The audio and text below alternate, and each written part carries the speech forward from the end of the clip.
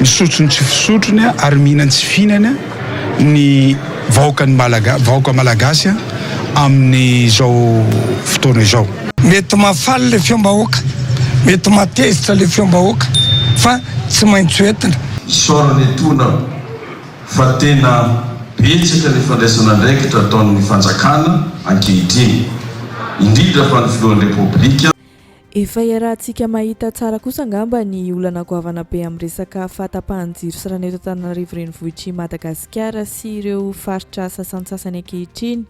Ny aikan'izany ny filohan'ny antenimieram-pirenena Tokely Justin nandritra ny fivoriana ara-potoana voalohany izay natao teny amin'ny antenimieram-pirenena hatramin'izay nahalany an'ireo solombavam-bahoaka vaovao ireo. Mazava ho azy fa tsy nanadino ny fanaovana merci président ny filohan'ny antenimieram-pirenena Tokely Justin dia izany aza tao anatin'ny lahateny nataony. Mahita ity filohan'ny antenimieram-pirenena ity fa tena mandray andraikitra ny fitondram-panjakana indrindra moa fa ankehitriny manoloana an'ity olana sedraintsika vahoaka malagasy amin'ny fahatapahan-jiro sy fahatapahan rano ity ary indrindra moa fa ny ezaka ataon'ny filoham-pirenena Andry Nirina Rajoelina. Tsy ho vaovao ao anatin'ny fotoana fohy kosa nefa ity olana goavambe ity ho hiatrany Tokely Justin satria efa antaonany maro ity olana amin'ny fahatapahan'ny jiro sy rano ity. Notanisain'ity filohan'ny antenimieram-pirenena ity ihany koa ireo lazainy fa hoe ezaka izay ataon'ny fitondram-panjakana sy ny filoham-pirenena mahakasika ny orinasa JIRAMA. Efa nobaikony filoham-pirenena mihitsy ny tompon'andraikitra ao amin'ny JIRAMA mba hijery akaiky ny vola miditra sy ny vola mivoaka ao anatin'ity orinasa ity mba isiany mangarahara hoy izy. Efa misy fikarakarana sy fitadiavana vahaolana maro ihany koa ny resaka fahatapahan rano hoy ny filohan'ny antenimieram-pirenena Tokely Justin. Ny mpitondra tompon'andraikitra dia tsy maintsy mihaino mandrakariva ny vahoaka mba ahafahany mitondra vahaolana amin'ny fiainana andavanandro ny mponina. Iarahantsika mahita tokoa fa mbola misy ny fahatapahan-jiro sy ny rano amin'ny taran-dehibe sasantsasany fa eo anatrehan'izany rehetra zany kosa dia isorany etona fa tena betsaka ny fandraisana andraikitra ataon'ny fanjakana ankehitriny indrindra fa ny filohan'ny repoblika saingy aretiny efa 10 taonany maro izy io ka tsy ho sitrana indray andro. Isan'ny ezaka goavana nataon'ny fitondram-panjakana ireny efa hitantsika sy rentsika nandritra ny tatitry nankevitry ny ministra dia mahakasiky ny orinasa JIRAMA izay nanomezana ny filohan'ny repoblika Andry Rajoelina Beko ny hijery akaiky ny mangarahara amin'ny fitantanana ity orinasa ity sy hijerena manokana ny vola miditra sy ny vola mivoaka. Raha ny resaka rano indray dia fantatra fa efa misy fikarakarana sy fitadiavam-bahaolana maro efa karakarain'ny tompon'andraikitra mahakasika izany amin'izao fotoana izao. Araka ny efa hitantsika ihany koa moa fa tamin'ny fahasivy ny volana Oktobra 2024 lasa teo ny filoham-pirenena Andry Rajoelina dia niteny fa ovahana aingana dia aingana ny olan'ny jiro sy rano eto Antananarivo ary ny vahaolana narosony hatreto anefa dia ny fanaterana rano isan-tokantrano amin'ny alalan'ny camion citerne. Rapitsy dia ny rapitsy ihany aloha za dia hitondra ny vahaolana farak'izay aingana ho an'Antananarivo renivohitra. Rapitsy ihany fa tsy andrasana herinandro na amam-bolana na amataonio. Manaraka izany ihany koa anefa dia mbola namerina an'ireo antony mahatonga ny fahatapahan-jiro sy tsy fahampin-drano eto Antananarivo amin'izao ihany koa ny filohan'ny antenimieram-pirenena Tokely Justin. Araka ny fomba filazany tao anatin'ny lahateny nataony dia manao ny asany tsara ny fitondram-panjakana indrindrandrindra moa fa ny filoham-pirenena tsy ahitana olana any amin'ny fomba fiasan'ny fitondram-panjakana fa ny fahanteran'ny fotodrafitrasa sy ny fiovaovan'ny toetrandro no mahatonga an'izao fahatapahana jiro sy rano eto amintsika izao hoy Tokely Justin. Nanao antsoavy ity filohan'ny antenimieram-pirenena ity arak'izany ny mba tsy hanimbana ny tontolo iainana toy ny fanaovana doro-tanety na teviala izay ataontsika vahoaka malagasy ihany ka mamela takaitra toy izao fahavoazana mahazo antsika tsy misy jiro sy rano izao.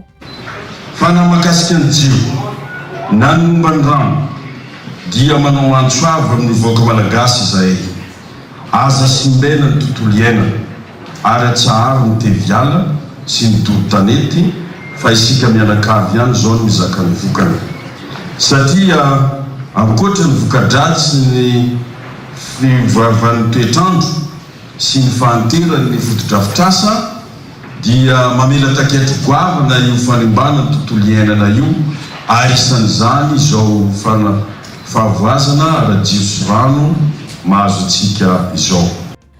Ankoatr'izay ihany koa dia mahita ihany koa ny filohan'ny antenimieram-pirenena Tokely Justin fa efa miainga tanteraka ny lafim-pampandrosoana eto Madagasikara eo amin'ny sehatra maro amin'izao fotoana izao.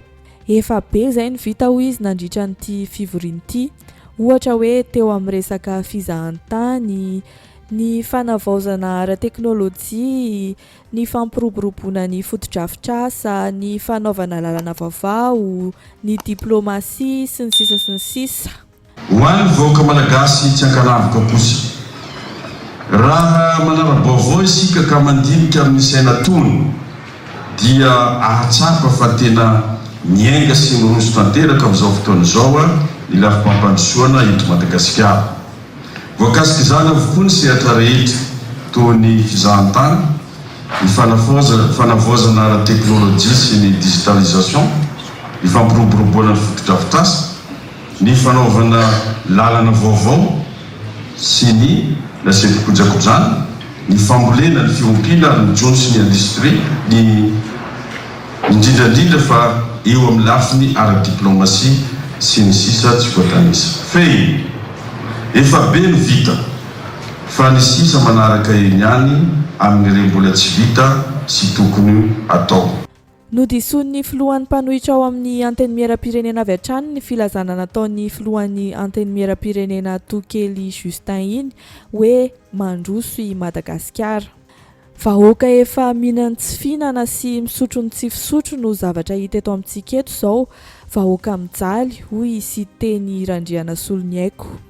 Diso aloha ny filazana fanambarana natao hoe mandroso Madagasikara ary betsaka ny zavabita teto amin'ny ty firenena ity fa ny zavatra tsapa ary iaina ry vahoaka malagasy dia mijaly misotro ny tsy fisotrony ary mihinana tsy fihinana ny vahoaka malagasy amin'ny zao fotoana izao.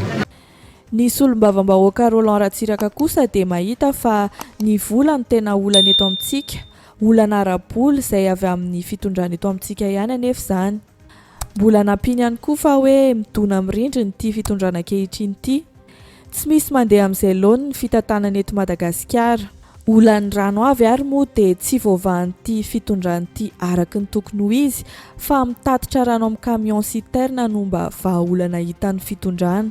Tsy ataon'ity fitondrana ity lahara-pahamehana ny vola entina hamatsiana rano amin'ny isan-tokantrano amin'ny ara-dalàna fa kianjan'ny barea izay tsy afaka ilalaovana akory no mahamaiky, zavatra hafa mihitsy no atao lahara-pahamehana. Fahitako azy misy olana ara-bola mazava be zany ary ny olana ara-bola dia avy amin'ilay fitondrana ihany satria manjoa metsilany izy, tsy mandeha tsara ny exportation, tsy mandeha tsara ny asan'olona rehetra, efa voalaza isan-taona zany isan'andro dia izay ny anaovako hoe manjora metsilany midona mirindrina hoa io fitondrana io. Hitantsika zao resaka rano teny izy hoe mahamaha ny problema camion citerne ave dia hamaha problema ny rano ny Tananarivo. Fantatra tsara fa misy projet taloha hoe water free iny ary efa nandalo tato amin'ny Assemblée nationale tsy diso 70 millions de dollars nefa azo mila vola 250 millions de dollars rano eto Tananarivo zay vovova. Dia mahina tsy zany tadiavina fa stade iny amboarina, stade tsy afaka milalao koa ny barea ao amin'ilay stade menatra zany. Ny solombavam-bahoaka ny boriboritany fahadimy Naivra Olontina kosa dia tsy mitsahatra ny mamerimberina trano fa tsy maintsy mitatitra ny feon'ny vahoaka izy na mahafaly zany na mahatezitra ny gouvernemanta amin'ny maha solombavam-bahoaka azy. ho tereny ireo mpanatanteraka anao ny asa napetraky ny filoham-pirenena Andry Rajoelina tamin'izy ireo sy hamaly ny etaetany vahoaka malagasy toy ny famahana ny olona ny jiro sy ny rano tapaka lava izay laharam-pahamehana hoy izy. Misy mantsy ireo minisitra ireo no mianahana hoy ity solombava-bahoaka ny boriboritany fahadimy Naivo Raholdinina ity. San'ny député dia mitondra ny fiom-bahoaka, mety mafaly le fiom-bahoaka, mety matezitra le fiom-bahoaka fa tsy maintsy hoentina. Ka raha ny manokana indrindra mateza eviako hitanareo mbola io tsara le orange dia tsotra tsy maintsy miara-miasa aminay mpitondra fiom-bahoaka mpanatanteraka amin'ity ary tsy maintsy hoe izay moa hoe mpanara-maso ny asa mpanatanteraka fa marimarina kokoa anery ny mpanatanteraka mba anatanteraka ilay fihinan'ny filoham-pirenena sy ny etaetan'ny vahoaka. Azany zao lara-pamiana amin'ity amin'ny mampitondra fiom-bahoaka dia ny anatanterahany mpanatanteraka ireo zavatra maika-reo, ohatra ity jiro tapaka, ohatra ngano tapaka, ohatra ilay misy ministra sasatsasa, ministera sasatsasany mianana mamezivezy olona le tena ilainy vahoaka mihitsy zany. Za mantsy zao propere manao eny amin'ny vahoaka tsy sasa tao mihitsy ako fa dia fanerasera miaina mandray vahoaka saika isan'andro dia miteny vahoaka hoe taria ministera tary zay, taria mipro-panjakana tary zay dimpolo raverina nanao an'izao tary zay tsy vita makary an'izao ireny doléance na fitaraina amin'ny vahoaka reny zany zao lara-pamianambo. Ny mpitondra fanjakana milaza fa tena efa mandroso amin'ny sehatra maro i Madagasikara. Ny vahoaka malagasy anefa ity toa tsy misy tsy mitaraina.